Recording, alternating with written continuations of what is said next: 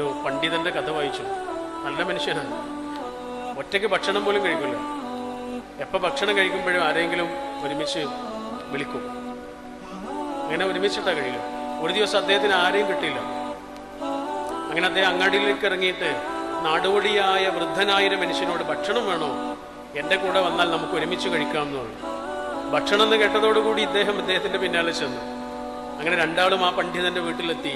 പണ്ഡിതൻ ഭക്ഷണം വിളമ്പി ഇദ്ദേഹത്തിന് കൊടുത്തു. ഇദ്ദേഹം ഭക്ഷണം കിട്ടിയ പാടെ കഴിക്കാൻ തുടങ്ങി. അത് ഈ പണ്ഡിതന് ഇഷ്ടമില്ല. അദ്ദേഹം പറഞ്ഞു, ബിസ്മി ചൊല്ലാതെ ഭക്ഷണം കഴിക്കുന്നവർക്ക് എൻ്റെ ഭക്ഷണം തരില്ല എന്ന്. അങ്ങനെ തിരിച്ചു വാങ്ങി. വളരെ ദേഷ്യപ്പെട്ടു. അപ്പൊ ഈ പാവം മനുഷ്യൻ പറഞ്ഞു, സുഹൃത്തെ, വിശപ്പുകൊണ്ട് മറന്നുപോയതാണ്, പക്ഷെ എന്നാലും എനിക്ക് ഇങ്ങോട്ട് ഭക്ഷണം വേണ്ട, ഞാൻ പോവാണ് എന്ന് പറഞ്ഞ് മുറ്റത്തേക്ക് ഇറങ്ങിയിട്ട് ആകാശത്തേക്ക് കൈകൾ നീട്ടിയിട്ട് ആ മനുഷ്യൻ പറഞ്ഞു, എൻ്റെ പഠിച്ചവനെ, നീ എത്ര വലിയവനാണ്. ഒരു നേരം ബിസ്മി ചൊല്ലാത്തതിൻ്റെ പേരിൽ ഈ മനുഷ്യൻ എനിക്ക് ഭക്ഷണം മുടക്കി.